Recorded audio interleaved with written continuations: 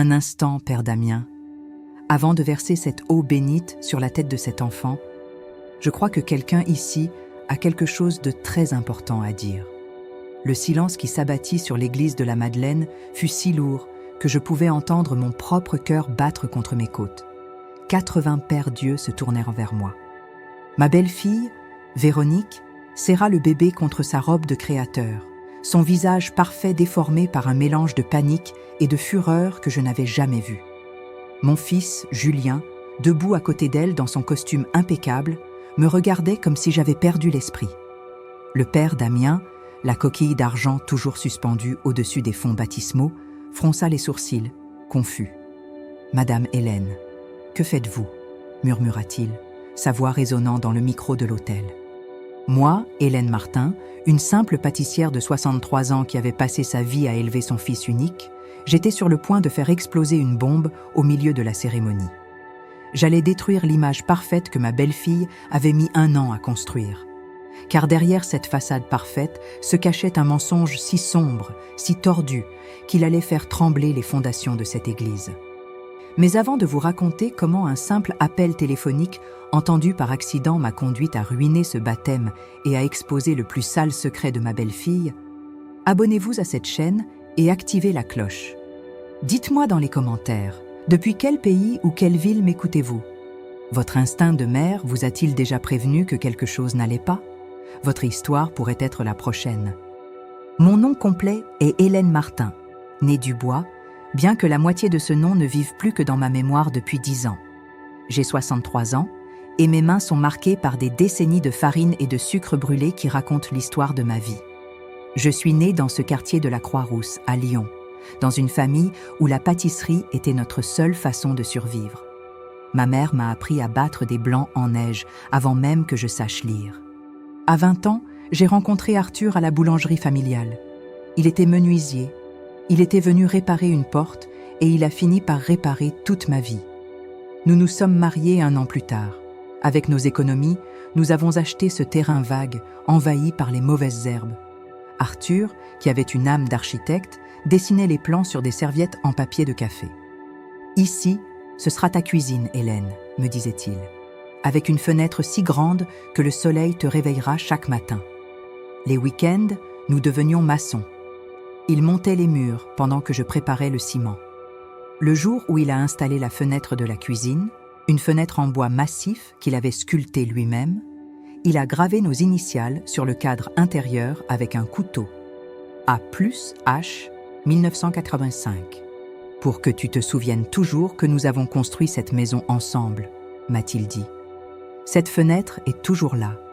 Chaque matin, je passe mes doigts sur ces lettres et je sens qu'Arthur est encore avec moi. Nous n'avons eu qu'un seul enfant, Julien. Après un accouchement compliqué, les médecins ont dit que je ne pourrais plus en avoir. Alors, Julien est devenu notre univers. Arthur a travaillé comme un forcené pour tout lui donner, pour qu'il ait les opportunités que nous n'avions jamais eues. Il y a 10 ans, un accident sur un chantier m'a arraché Arthur. Un échafaudage mal installé. Une chute. Veuve à 53 ans, avec un fils de 20 ans qui pleurait en cachette. Nous nous sommes assis dans ce salon, entourés de l'odeur de sueur de son dernier meuble, et nous avons pleuré jusqu'à l'aube. Mais nous avons continué. Pour lui, j'ai transformé ma cuisine en « les délices d'Hélène ». Pour moi, Julien a terminé ses études. Cette maison est le monument de notre amour, et j'ai juré que personne ne nous l'arracherait. Julien a rencontré Véronique il y a 2 ans. Il avait 28 ans et un cœur bien trop noble. Véronique était chargée de clientèle dans son entreprise. La première fois qu'il l'a amenée dîner, j'ai eu l'impression qu'un mannequin de magazine avait atterri dans mon salon. Grande, impeccable, des cheveux noirs brillants, une robe ajustée. Mais ce qui m'a le plus frappé, ce sont ses yeux, grands, sombres, magnifiques, mais froids, comme ceux d'une poupée de porcelaine. « Madame Hélène, c'est un honneur », dit-elle en me faisant une accolade rigide. « Julien ne cesse de parler de vous. Il dit que vous êtes la meilleure cuisinière de Lyon. » Pendant le dîner, elle m'a bombardée de compliments. « Cette blanquette est délicieuse. Quelle maison chaleureuse, on sent qu'il y a une histoire ici. » Chaque compliment sonnait préparé. Je souriais, mais quelque chose se nouait dans mon estomac. Je l'observais. Ses yeux parcouraient le salon non pas avec admiration, mais avec évaluation, comme si elle calculait la valeur des meubles. J'ai regardé Julien. Il la regardait avec une dévotion aveugle qui m'a fait peur. J'ai décidé de taire cette alarme intérieure. Au dessert, Véronique a lancé son premier filet. « Excusez-moi si je parais intense », dit-elle en baissant les yeux. « C'est que je viens d'une famille très différente. Mes parents ont toujours vécu dans des appartements loués, petits, sombres. Nous n'avons jamais rien eu à nous. Tous les 3 ans, une expulsion. J'ai grandi sans racines, sans foyer. » Une larme parfaite roula sur sa joue. Alors, voir ceci. Une maison construite avec amour. C'est tout ce dont j'ai toujours rêvé. Mon stupide cœur s'est attendri. Je l'ai prise dans mes bras. Ma petite, maintenant c'est aussi ta famille. J'ai scellé mon destin avec ces mots. Ils se sont mariés 6 mois plus tard. Un mariage civil rapide. Nous voulons économiser pour notre avenir, a expliqué Véronique. Moi, qui avais rêvé de le voir se marier à l'église où je m'étais mariée, j'ai ravalé ma déception. Ce qui était étrange, c'est que personne de sa famille n'est venu. Pas un cousin, pas une amie. « Et ta famille, ma chérie ?» avais-je demandé quelques jours avant. « Ils vivent sur la Côte d'Azur. Mon père est malade, il ne peut pas voyager, » répondit-elle rapidement, comme si elle l'avait répété. Quelque chose a murmuré en moi. Ce n'est pas normal. Je l'ai ignoré. L'enfer a commencé il y a 1 an. Ils sont arrivés un dimanche. Julien a sorti des chaussons bleus. « Maman, tu vas être grand-mère. » J'ai pleuré de joie. L'idée d'un petit-fils dans cette maison, c'était comme si Arthur revenait à la vie. J'ai descendu le berceau qu'il avait fabriqué pour Julien et j'ai commencé à tricoter. « Tu sais quoi, maman ?» dit Julien ce soir-là. « Peut-être qu'on pourrait s'installer ici temporairement, pendant la naissance du bébé, comme ça, tu pourras aider Véronique. » « Mais bien sûr, c'est votre maison. » Ils ont emménagé le lendemain, avec un sourire trop satisfait sur le visage de Véronique. Les 2 premiers mois ont été tolérables. Je suis devenue leur servante. Bouillon, petit déjeuner au lit, envie de grossesse à minuit. Mais ensuite, tout a changé. Un samedi, Véronique est entrée dans ma cuisine pendant que je pétrissais. Fini le Madame Hélène. Juste Hélène, comme si j'étais son employée. Nous devons parler. Elle a posé la facture de la taxe foncière sur la table. « Qu'est-ce que c'est que ça ?» « C'est la taxe foncière, ma chérie. »« C'est une somme astronomique, » s'exclama-t-elle. « On paie une fortune pour une vieille maison dans un quartier horrible, et tout ce bois, c'est un danger. Tu sais à quel point ça brûle facilement? À quel point c'est dangereux pour un bébé? Véronique, cette maison, c'est mon mari qui l'a construite. »« Votre mari est mort, Hélène, » me coupa-t-elle, froide comme la glace. Nous sommes vivants. Je ne vais pas élever mon fils dans un musée rempli de souvenirs qui ne sont pas les miens. Je suis restée glacée. C'était la première fois que je voyais la vraie Véronique. Ce soir-là, je l'ai entendue raconter à Julien une histoire déformée. « Ta mère m'a traitée d'ingrate. Elle m'a fait me sentir terriblement mal. Le médecin a dit que le stress pourrait affecter le bébé. Je suis sortie, furieuse. « Julien, ce n'est pas ce qui s'est passé. » Mais il était déjà de son côté. « Maman, elle est enceinte. Les hormones. Tu ne peux pas patienter un peu? C'est pour ton petit-fils. » Je me sentis trahie. Dans ma propre maison, j'étais la méchante, et je savais que ce n'était que le début. La vérité n'est pas arrivée avec fracas, mais avec le doux sifflement d'une notification de portable, un mardi après-midi, gris et pluvieux. 3 semaines s'étaient écoulées depuis cette première explosion de Véronique dans la cuisine. 3 semaines pendant lesquelles je marchais sur la pointe des pieds dans ma propre maison, feignant d'accepter ses critiques, souriant lorsqu'elle méprisait mes efforts, me mordant la langue lorsqu'elle traitait mon foyer comme un obstacle à éliminer. Le baptême était fixé pour dans 10 jours. Véronique avait déjà réservé l'église de la Madeleine, la plus chère et la plus prestigieuse de la ville, et envoyé des invitations à 80 personnes que je ne connaissais même pas. Cet après-midi-là, Véronique était allée au centre commercial. « Il me faut la robe parfaite pour le baptême, Hélène. Quelque chose de digne, » avait-elle dit, regardant ma plus belle robe avec dédain. « Tu devrais faire de même. Nous ne voulons pas que tu aies l'air négligé. » Julien était au travail. Moi, seule pour la première fois depuis des semaines, j'ai décidé d'en profiter pour nettoyer. Je suis entrée dans leur chambre pour changer les draps. une tâche que Véronique avait déclarée être « ma responsabilité en tant qu'hôte ».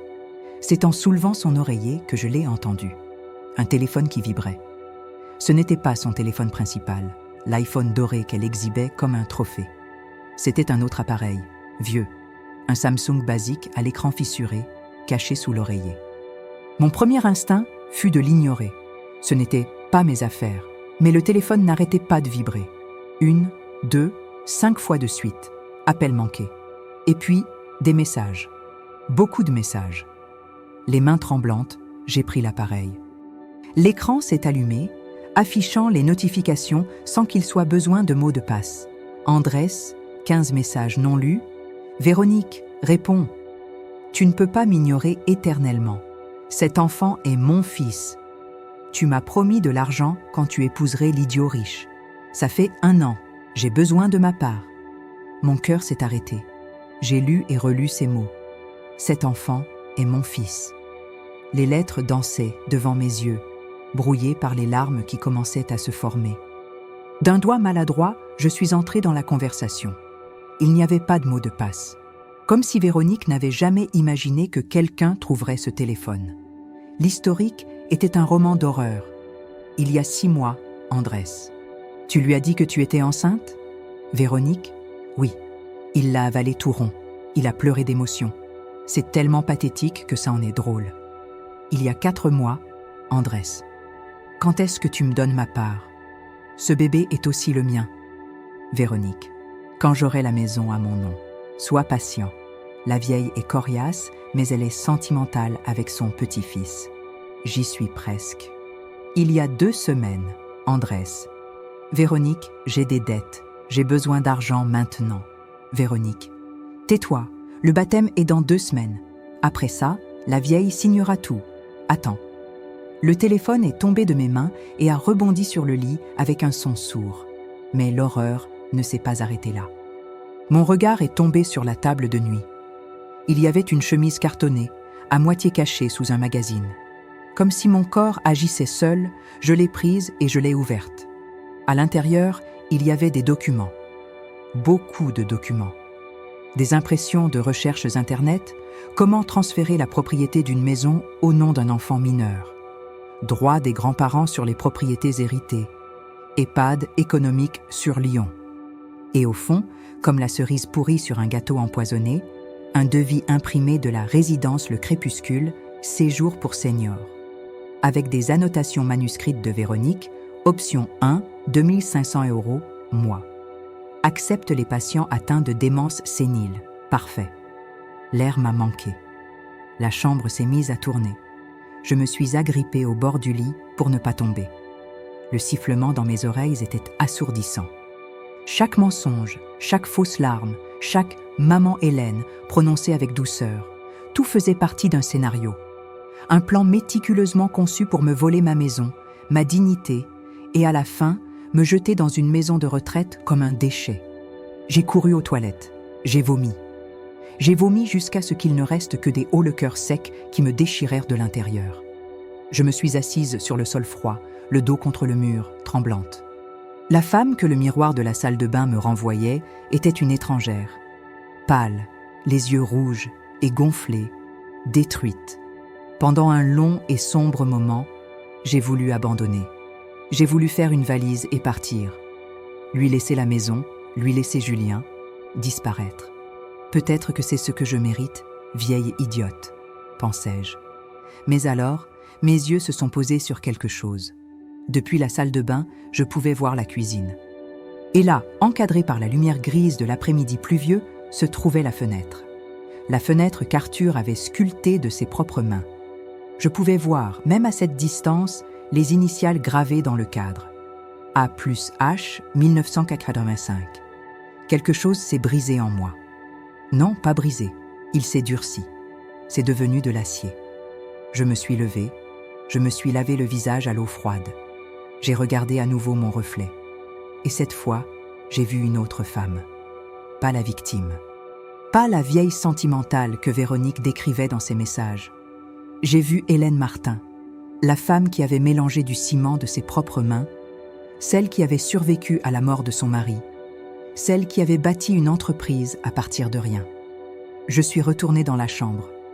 D'une main ferme, désormais, j'ai pris le téléphone secret et j'ai photographié chaque message avec mon propre téléphone. J'ai photographié chaque document de la chemise, les recherches Internet, le devis de la maison de retraite, tout. J'ai tout remis exactement comme je l'avais trouvé. Le téléphone sous l'oreiller, la chemise sous le magazine. J'ai changé les draps comme si de rien n'était. Je suis descendue à la cuisine, je me suis servi un café, je me suis assise face à la fenêtre d'Arthur et j'ai passé mes doigts sur les initiales gravées. Mon amour, ai-je murmuré. Cette femme pensait qu'elle pouvait me vaincre avec des mensonges. Elle pensait que j'étais une vieille femme faible et seule. Elle ne sait pas que tu m'as appris que ce que nous construisons par amour, nous le défendons avec férocité. À cet instant, j'ai su exactement ce que je devais faire. Véronique voulait un baptême. Elle voulait une scène publique, pleine de témoins, pour célébrer sa supposée victoire. Parfait. J'allais lui donner cette scène. Mais pas pour sa célébration, pour sa destruction. J'ai pris mon téléphone et j'ai composé le numéro de Claire, ma meilleure amie depuis 30 ans, la marraine de Julien. Quand elle a répondu, ma voix était ferme et claire. « Claire, j'ai besoin de ton aide. Et j'ai besoin d'un détective privé. J'ai 10 jours pour trouver un homme nommé Andrés et l'amener à l'église. » La chasse était ouverte. Claire Bernard est arrivée chez moi le soir même. Elle est ma meilleure amie depuis 30 ans et la marraine de Julien. C'est une expert comptable à l'esprit vif, la seule personne au monde en qui j'ai une confiance aveugle. Quand j'ai ouvert la porte, elle a dû voir la panique sur mon visage, car elle m'a prise dans ses bras avant même que je dise un mot. « Hélène, que s'est-il passé ?» Je l'ai emmenée dans mon laboratoire de pâtisserie, le seul endroit sûr. J'ai verrouillé la porte. Les mots sont sortis comme une avalanche. Je lui ai tout raconté, lui montrant les photos sur mon téléphone, les messages d'Andrés, les recherches sur l'EHPAD, le devis. Claire écoutait en silence, son visage passant de l'inquiétude à une fureur glaciale. Quand j'ai terminé, elle a frappé la table. « Cette vipère !» siffla-t-elle. « Hélène, ce n'est pas seulement un mensonge, c'est une escroquerie, une fraude. Si elle donne le nom de Martin à cet enfant en sachant que Julien n'est pas le père, c'est un faux en écriture publique. Mais Claire, dis-je, sentant le poids de mon impuissance, si je vais à la police maintenant, Véronique niera tout. Et Julien ne me croira jamais. Il est aveuglé par elle. » Claire se pencha sur la table, ses yeux fixés sur les miens. « C'est pourquoi tu n'iras pas à la police. » « Pas encore. D'abord, tu dois trouver cet Andrés. Il faut que ce soit lui, pas toi, qui dise la vérité devant tout le monde. Là, avec 80 témoins, Julien ne pourra pas nier la réalité. »« Et comment suis-je censée trouver un type dont je ne connais que le prénom ?» demandai-je, désespérée. « Je connais quelqu'un, » répondit Claire. « Romain Fournier, ancien de la PJ, maintenant détective privé. Il est cher, mais c'est le meilleur. Si cet Andrés existe, il le trouvera. » Le lendemain, à 10 heures, nous étions dans son petit bureau sombre du centre-ville. Romain Fournier était un homme corpulent d'une 50aine d'années, au regard fatigué de quelqu'un qui a vu trop de tragédies. Je lui ai montré les photos des messages. Il les a étudiées en silence. « Madame Martin, dit-il finalement d'une voix rauque, trouver un Andrés à Lyon avec juste ça, c'est presque impossible. Il me faut plus.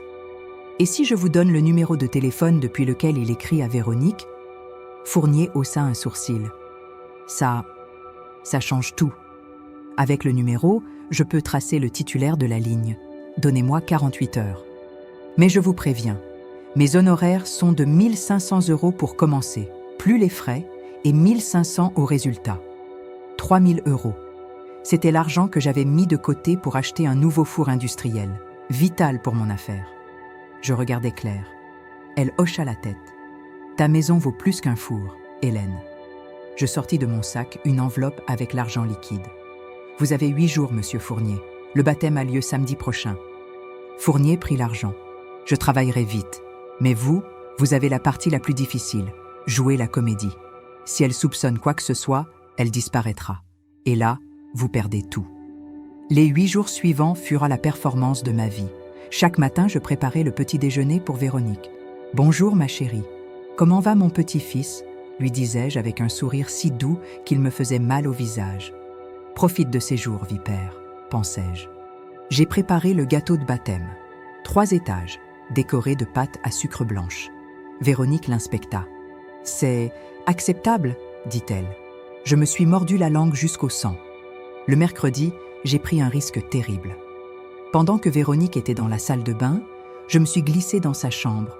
J'ai pris le téléphone secret sous l'oreiller et j'ai copié le numéro complet d'Andrés, tremblante. Je l'ai remis en place juste au moment où j'entendais la chasse d'eau. C'était trop juste. Fournier m'appelait tous les 2 jours. J'ai le nom, Andrés Rojas, 28 ans. Des antécédents d'escroquerie, des dettes de jeu. Il appelle depuis un hôtel miteux du centre-ville. « Où » demandai-je, mon cœur s'accélérant. « Hôtel Le Fanal, chambre 302. Vous voulez que j'aille lui parler ?»« Non, » répondis-je, m'étonnant moi-même. « J'irai moi-même. J'ai besoin de voir le visage de l'homme qui détruit mon fils. » Le jeudi soir, j'ai dit à Julien que j'allais à une réunion de prière. J'ai pris un taxi pour le centre-ville.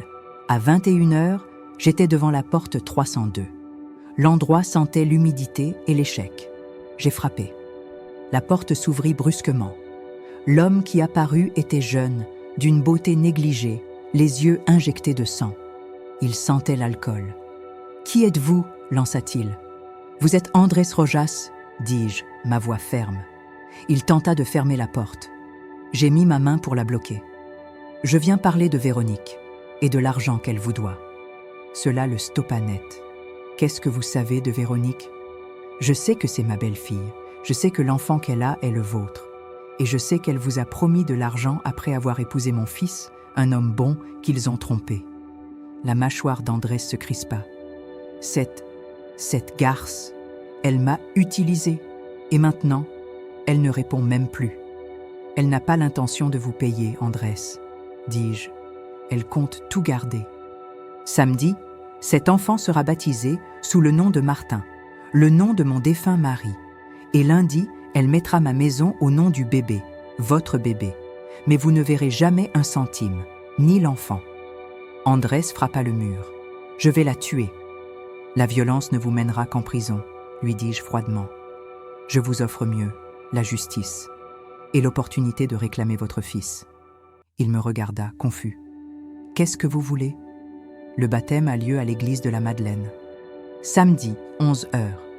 Je veux que vous veniez, que vous vous leviez et que vous disiez la vérité, devant tout le monde.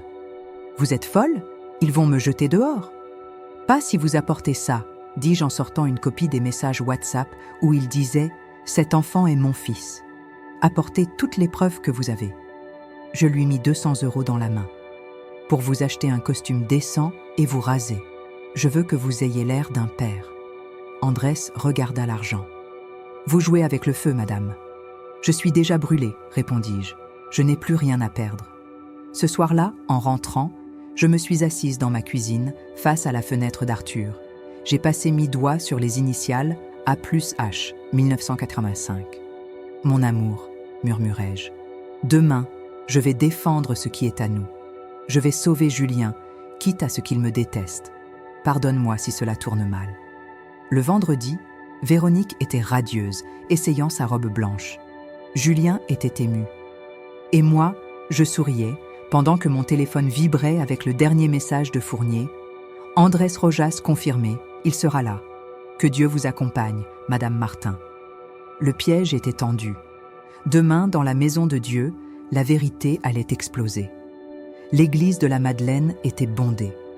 Ce n'était pas mon église de quartier, mais celle que Véronique avait choisie pour son architecture imposante et son statut social. Il y avait au moins 80 invités. Pas mes amies pâtissières, ni mes voisines. C'étaient les contacts professionnels de Julien, les épouses de ses patrons, des gens destinés à impressionner. Je portais ma nouvelle robe d'un bleu sobre. Je tenais le cierge de baptême d'une main ferme, bien qu'à l'intérieur, mon cœur fut un tambour déchaîné. Véronique était l'image même de la dévotion. Avec une robe blanche en dentelle, elle ressemblait à une vierge moderne. Elle tenait le bébé, Arthur Junior, avec un sourire radieux. Julien, à ses côtés, dans un costume impeccable, ne cessait de la regarder, le visage illuminé par une fierté aveugle. Il m'a regardé et m'a fait un clin d'œil. Merci pour ça, maman. Aujourd'hui, enfin, nous sommes une famille complète. J'ai avalé la boule dans ma gorge. Oui, mon fils. Aujourd'hui, tout sera complet. J'ai parcouru l'église du regard. Et je l'ai vu. Assis sur le dernier banc, près du bénitier, se trouvait Andrés Rojas. Rasé, avec un costume sombre de seconde main qui lui allait un peu grand, mais avec un regard d'une détermination qui me glaça le sang. Nos regards se sont croisés une fraction de seconde. Le piège était en place. L'orgue commença à jouer. Le père Damien, un homme âgé à la voix solennelle, ouvrit la cérémonie. Nous sommes ici réunis pour accueillir dans la foi un nouveau membre de notre communauté, Arthur Martin, commença-t-il. L'ironie de ce nom, le nom de mon mari, résonnant dans l'église pour un enfant volé, fut comme une gifle. Véronique se pavanait. Elle s'avança vers l'autel et Julien la suivit. Moi, en tant que marraine, je me tins à leur côté. L'odeur de l'encens me donnait le vertige. La lumière filtrant à travers les vitraux illuminait les fonds baptismaux. Et maintenant, dit le père Damien, les parents, parrains et marraines s'avancent pour la profession de foi et le baptême. C'était le moment. J'ai regardé vers le banc du fond. Andrés avait la main dans sa poche. Le père Damien prit la coquille d'argent. « Arthur, je te baptise au nom du Père. »« Un instant, père Damien !» La voix a résonné depuis le fond de l'église, faisant écho sur le marbre. Forte, claire et pleine de désespoir. C'était mon signal. « Avant que vous ne versiez l'eau bénite sur cet enfant, dis-je, ma propre voix tremblante, mais juste assez forte pour que tous m'entendent. Je crois qu'il y a quelqu'un ici qui a quelque chose d'important à dire. » Julien me regarda comme si j'avais perdu l'esprit. « Maman, qu'est-ce que tu fais ?» Véronique devint pâle comme la cire. Son regard vola vers la porte. Andrés Rojas avançait dans l'allée centrale, parmi les bancs des invités stupéfaits. Il était trempé. La pluie avait commencé dehors et il était entré brusquement.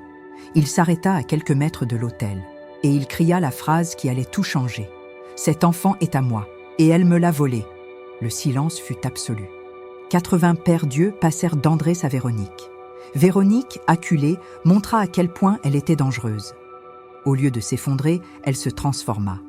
Elle laissa échapper un rire hystérique et s'accrocha à Julien. « Julien, mon amour, dis-lui de partir.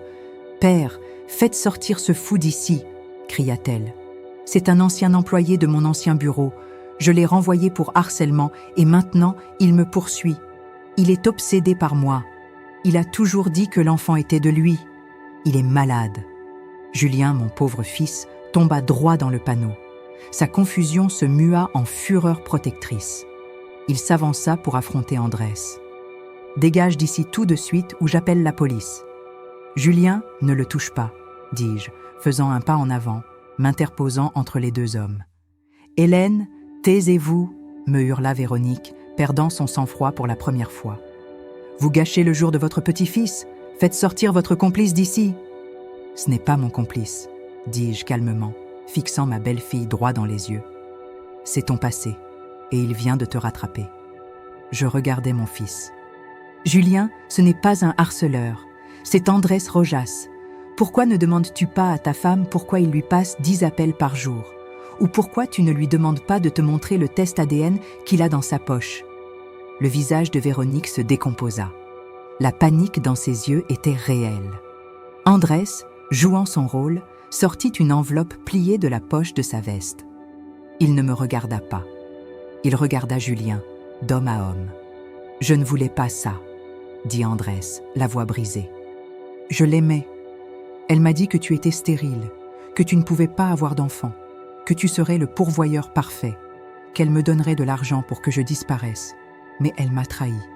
Elle m'a pris mon fils. » Il s'avança et tendit le papier à Julien. Julien le prit d'une main tremblante. Les invités étaient debout, horrifiés, assistant à l'effondrement. Julien lut le papier. Il le lut 1, 2, 3 fois. Il leva les yeux. Il regarda le bébé dans les bras de Véronique, puis regarda Andrés, et la vérité le frappa. Le déni sur son visage vola en éclats, remplacé par une compréhension dévastatrice. La ressemblance était là. La même forme des yeux, le même menton. « Véronique » murmura Julien, et le son de sa voix brisée fut pire qu'un cri. « Est-ce que c'est vrai ?» Et là, dans la maison de Dieu, la vraie Véronique émergea. Voyant que le jeu était terminé, sa peur se transforma en une rage volcanique. « Vrai !» cracha-t-elle, sa voix résonnant contre l'autel.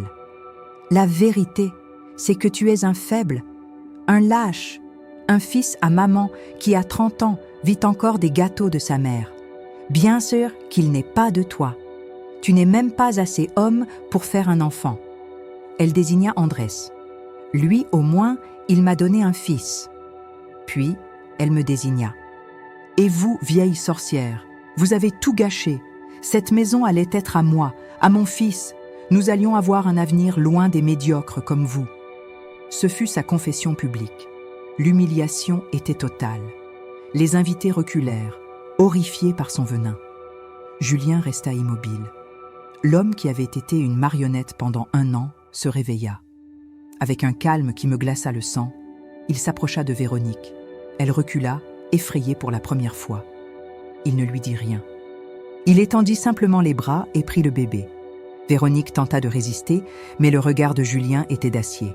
Elle lui céda l'enfant. Julien berça le bébé, le regarda une seconde, puis se dirigea vers Andrés. Il le plaça dans ses bras. « C'est ton fils, dit Julien, la voix morte. Prends-en soin et pardonne-moi pour ça. » Puis, il se tourna vers la femme qui avait été son épouse. « Sors, dit-il à voix basse. Julien, mon amour, je t'aime. » Tenta-t-elle, ses yeux s'emplissant de larmes de crocodile. « Que tu sortes !» cria-t-il avec la force de 10 ans de douleur contenue. « Sors de la maison de ma mère, sors de ma vie, ne prends rien, dehors !» Le père Damien, qui avait observé toute la scène dans un silence de pierre, intervint enfin. Il désigna la porte. « Madame, vous avez profané la maison de Dieu. Partez, maintenant. » L'humiliation de Véronique fut absolue.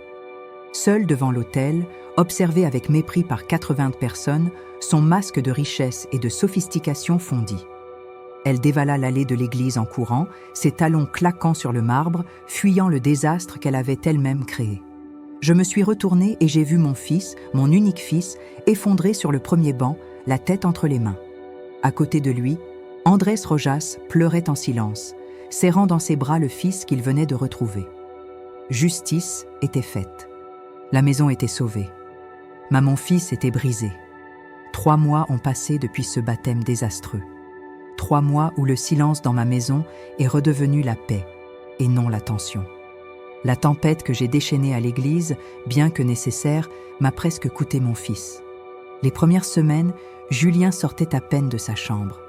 Il digérait non seulement la trahison de la femme qu'il aimait, mais aussi l'humiliation publique que moi, sa mère, j'avais orchestrée. Il était brisé. Un soir, je l'ai trouvé dans la cuisine à 3 heures du matin, regardant la photo d'Arthur. « Maman, m'a-t-il dit, la voix rauque, tu m'as brisé le cœur en 1000 morceaux devant tout le monde. » Je l'ai regardé, sentant tout le poids de ma décision. « Oui, mon fils, ai-je répondu. Mais je l'ai fait pour sauver ton âme. Un cœur brisé guéri, une vie construite sur un mensonge. Cela te détruit pour toujours. » Il est resté silencieux un long moment. Puis, pour la première fois depuis des années, il m'a serré dans ses bras comme quand il était enfant. « Pardonne-moi, » a-t-il murmuré. « Pardonne-moi de ne pas t'avoir cru. » À ce moment-là, j'ai su que nous allions guérir. Aujourd'hui, Julien est toujours en thérapie, mais il a recommencé à sourire. Il a même commencé à m'aider à la pâtisserie le dimanche. Et Véronique, sa punition est allée au-delà de l'humiliation sociale. Le père Damien, se sentant responsable, a passé quelques appels. Nous avons découvert la torsion brutale de son mensonge. Son nom n'était même pas Véronique, c'était Martha. Et elle n'était pas orpheline. Elle avait une famille sur la côte qui la recherchait pour des dettes et des escroqueries mineures. La police, alertée par ses crimes antérieurs, l'a arrêtée 2 jours plus tard. Non pas pour le mensonge sur la paternité, mais pour une fraude bancaire qu'elle avait commise en utilisant l'identité de Julien. Andrés, de son côté, s'est révélé être un homme faible, mais pas mauvais. Lui et le bébé dont le vrai nom est Matteo, vivent avec les parents d'Andrés, les vrais grands-parents de l'enfant. Parfois, la justice arrive tard, mais elle arrive. Cette expérience m'a appris quelque chose que je veux partager avec vous toutes. En tant que mère, notre instinct est d'aimer sans condition. Mais j'ai appris qu'il y a une ligne fine entre l'amour inconditionnel et l'aveuglement volontaire. Ma maison, ce ne sont pas seulement des briques, c'est ma dignité. Et quand quelqu'un exige que vous renonciez à votre dignité en échange d'amour, il ne vous offre pas de l'amour, il vous offre une cage. Lutter pour ce qui vous appartient, pour ce que vous avez construit avec sueur et larmes, ne fait pas de vous une mauvaise personne. Cela fait de vous une guerrière. Merci d'avoir écouté mon histoire. Abonnez-vous à Récits de belle-mère et belle-fille et partagez cette vidéo si vous aussi, vous avez dû être forte pour vous faire respecter. À la prochaine histoire.